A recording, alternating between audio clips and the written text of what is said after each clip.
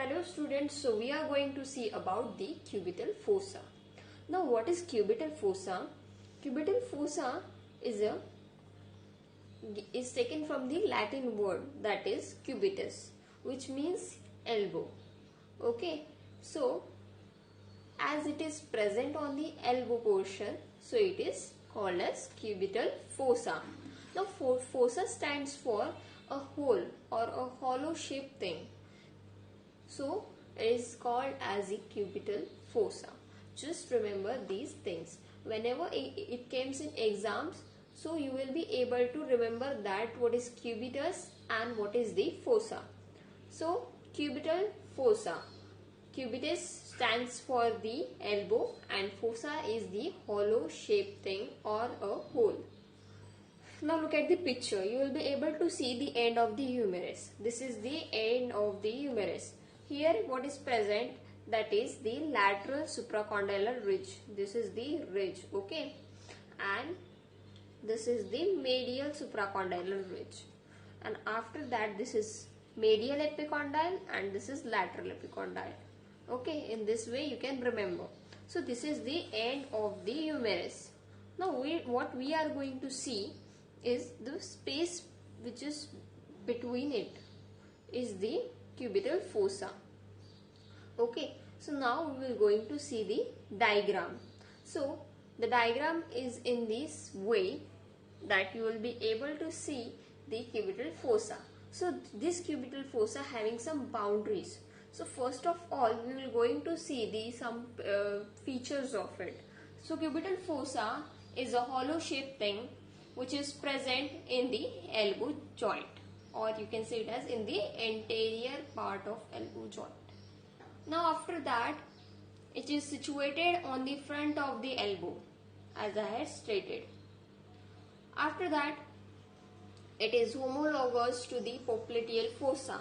Now what is that popliteal fossa? It is present in the knee joint or in the back of the thigh, or you can say it as in the back of the knee joint. So it is homologous to the popliteal fossa. Okay, both things are same. When you draw the diagram, you must keep pencil colors with you. Okay, it will help you out to learn it clearly. Okay, so we're going to color this thing. Okay, these are the muscles, okay, which is going from here and here. So I had told you that the supracondylar ridge, this one is the lateral side and this one is the medial side. Okay, so now we'll going to color these two things. Okay, if your diagram will, the more you will have the interest in the thing whatever you are reading. Okay, so always keep a colorful thing with you. Okay, so now what we will going to see is just color it down. Not math.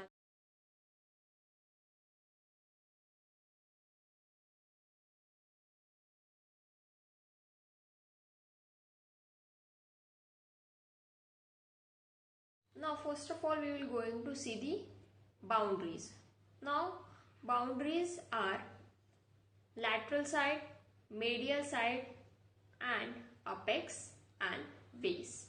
Okay, so every triangle having the base, apex and the two sides. So in anatomy that two sides are called as lateral and medial. Okay, so this is the right side. This is the right side cubital fossa. Now this muscle is the brachioradialis muscle and which is present in the lateral side. Lateral means it is in the outer direction. Okay, you have to imagine it on your hand.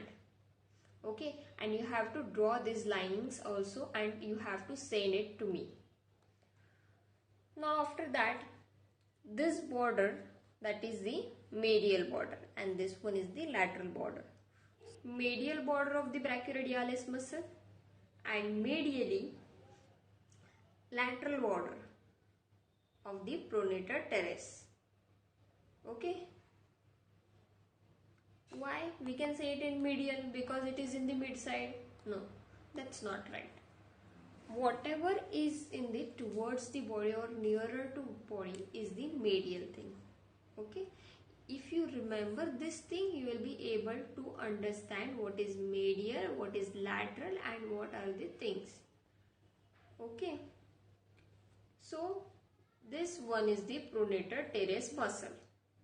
Now medially, okay, we will see the medial side. So medial side having the pronator teres muscle.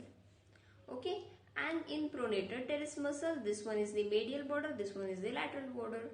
So now in this border, you can able to see that what we will consider that lateral border of pronator teres muscle. Okay, pronator teres muscle. PTM, pronator teres muscle, and this one is brachioradialis, BRL. Okay, now we will move on to the next thing, that is a triangle shape through which you will be able to remember about the cubital fossa. Okay, so as I had told you that it is a triangular hollow shape.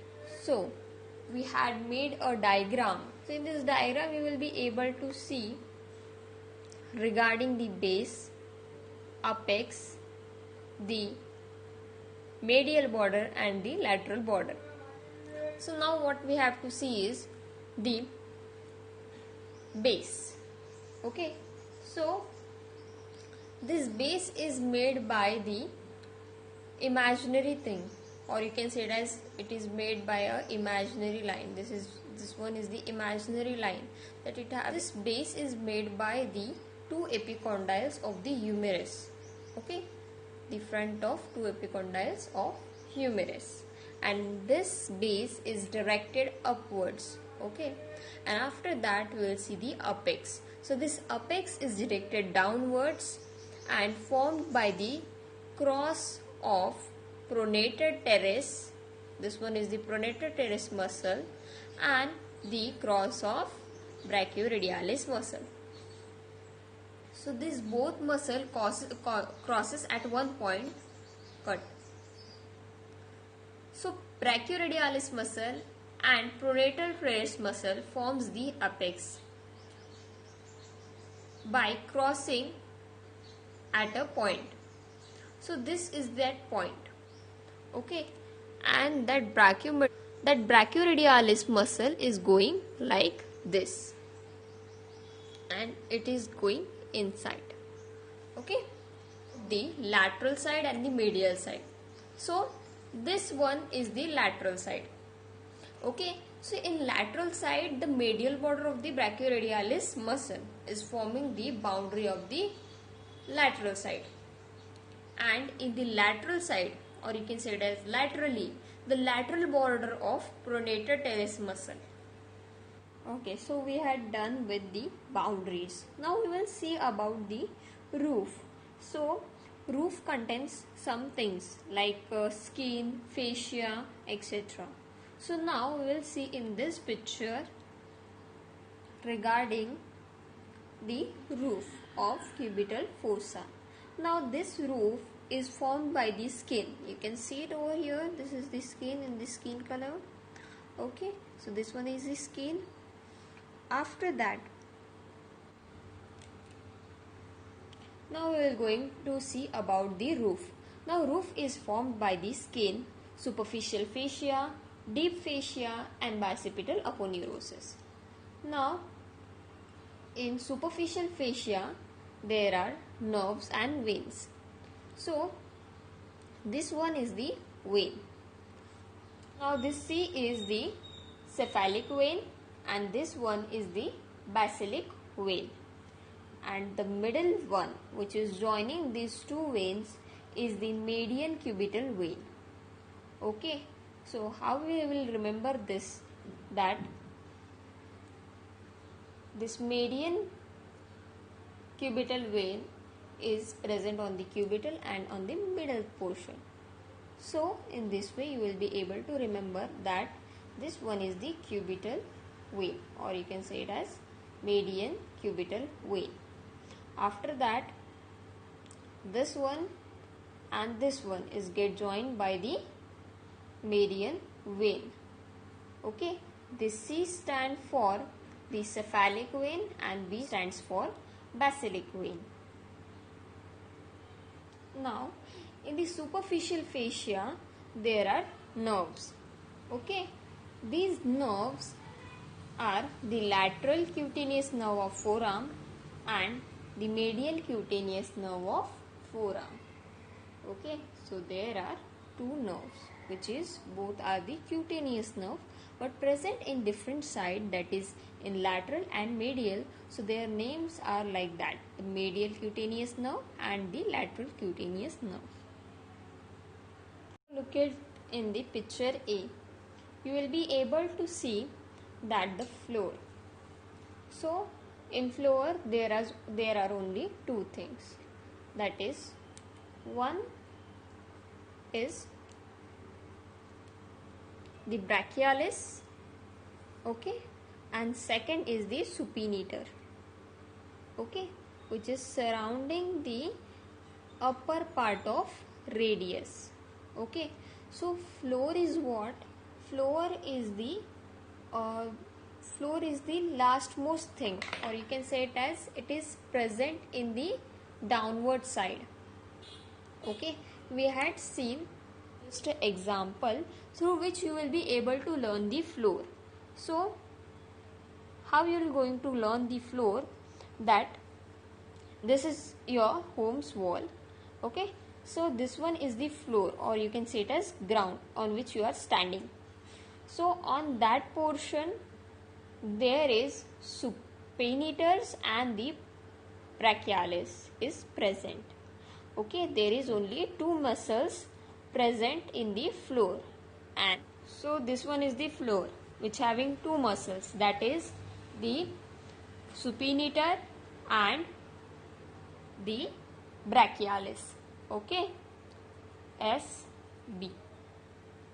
Okay, then in the roof there are four things. Okay, that is skin, superficial fascia, deep fascia and bicipital aponeurosis. Okay, skin, superficial fascia, deep fascia and bicipital aponeurosis, which is present on the roof. Okay, these four things are present on the roof. Now we will see about the contents. So cubital fossa contains median nerve, termination of brachial artery, tendon of bicipital brachii with bicipital aponeurosis, and then radial nerve. So now we will see about the clinical anatomy. The cubital region is important for the following reasons. So these following reasons are the median cubital vein is the vein of choice for intravenous injections. So this is because for the intravenous injection in an optional way. After that we auscultate blood pressure from this region, that is from front of the elbow. Okay, where the brachial artery terminates, or you can see it as present. After that it is also involved in the fractures.